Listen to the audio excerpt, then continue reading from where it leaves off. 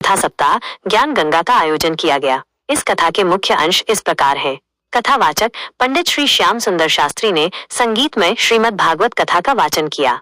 भजन संध्या वृंदावन से आई भजन मंडली ने प्रतिदिन रात 8 बजे के बाद संगीतमय भजन प्रस्तुत किए। वृंदावन आश्रम का प्रस्ताव कथावाचक पंडित श्री श्याम सुंदर शास्त्री ने वृंदावन में आश्रम बनाने का प्रस्ताव रखा, जिसमें इंदौर के धर्म प्रेमियों के लिए निःशुल्क रहने की व्यवस्था होगी। सुदामा कृष्ण चरित्र कथा के अंतिम दिन सुदामा और कृष्ण के चरित्र का वर्णन किया गया। महाआरती और 56 भोग कथा के समापन पर महाआरती हुई और भगवान को 56 भोग लगाया गया। भंडारा हजारों धर्म प्रेमियों ने भंडारे में भोजन प्रसादी ग्रहण की।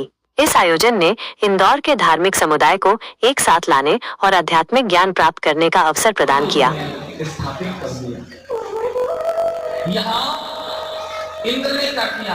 इंद्र ने भी भगवान की परीक्षा ली है, पर इंद्र ने जो अपराध किया है उस अपराध में भी कभी कभी गलती में भी कुछ अच्छाई हो जाती है।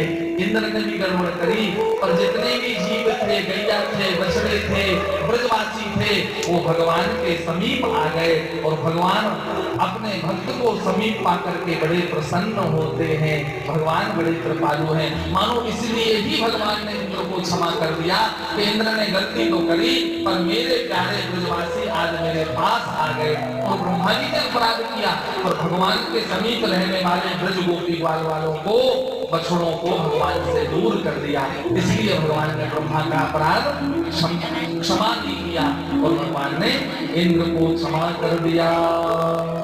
अरे महाराज वृक्ष बना दो, इतने वृक्षावली है वृंदावन में, ब्रजमंडल में सूर्य का प्रकाश आता नहीं नीचे। तो कहा नाथ पर इतनी कृपा करी।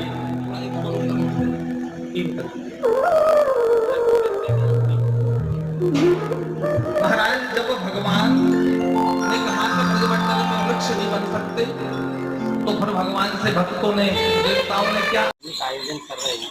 लेकिन कब से प्रारंभ किया? 22 तारीख से प्रारंभ हुआ है, 28 तारीख तक चलेगा। और इसमें भागवत वाचन पंडित जी के नाम पे श्री श्याम सुंदर शास्त्री हैं, काके ये इंदौर के निवासी हैं, सागर जिला के, तो इंदौर जिला के हैं और अपना जैसे सियाराम बाबा में सेवा करते हैं। यहाँ भागवत काका से सुनने आते हैं। अपने आसपास के निमाड़ क्षेत्र से आ रहे हैं और इंदौर के आसपास के क्षेत्र से लोग आ रहे हैं। तो इस आयोजन में कौन कौन शामिल है? हमारे परम पिता जी जगन्नाथ जी अहिरे, हमारी माता जी ललिता जी अहिरे, हमारे बड़े मामा जी मनसाराम जी कोटे, हमारे उनके साथ राकेश मामा हैं, रोकेम मामा हैं, सब सह परिवार अहिरे परिवार और कोटे परिवार दो मिलकर कार्यक्रम। ये कथा का प्रेरणा आपको कहाँ से मिली? हम श्री वृंदावन धाम गए थे एक बार, वहाँ से प्रेरणा मिली हमारे गुरु जी से। कोई नेता वगैरह की आपने बुलाया क्या? आप नेता हो? इसमें मुख्य अतिथि किसी को बुलाया है लास्ट दिन 28 तारीख को।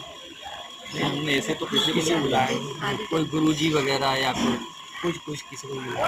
लेकिन हमने जो गायक कलाकार है वो हमने वृंदावन धाम से श्री राम जी को बुलाया है। श्री राम सरकार, और हमने कल झांकी भी निकाली थी राधा कृष्ण की, और कल सुदामा जी की भी झांकी यहाँ पे निकली है। और बीच में हमारा शिव पार्वती का विवाह भी करवाया था, उनकी भी झांकी प्रस्तुत हुई थी।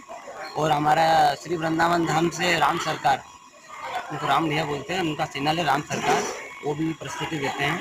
आज हम शाम को भजन संध्या भी है उनकी। और वृंदावन से कुंज, उनका नाम नहीं पता है, कन्या जी का, वो भी आएंगे, वो भी भजन प्रस्तुति करेंगे। तो ये देखो ये धार्मिक आयोजन है और यहाँ पे राम सरकार जी, आपने जैसे रवि भैया ने बताया है कि राम सरकार आए हैं और यहाँ पे शाम को आज 8 बजे अपना आयोजन है ना। और उसके बाद में देखो पंडित जी गुरु जी आएंगे, हमारे शास्त्री जी, वो कथा करते हैं, वो बहुत बढ़िया करते हैं। और हमको संतों और गुरुजनों से मिल के आशीर्वाद हुआ है और वृंदावन धाम में हम गए थे, हमको आशीर्वाद मिला और हम इस भव्य आयोजन करवा रहे हैं, विगत 2 वर्षों से करवा रहे हैं और करवा। तो वृंदावन से जो यहाँ गायक और जो रासलीला करते हैं, कहाँ वृंदावन से आए, कौन कौन लोग आए और कितने बजे से? ये देखो उनके नाम तो नहीं पता, लेकिन हमारे राम जी आए हैं, उनके साथ पूरी उनकी टीम आई है बजाने वाली।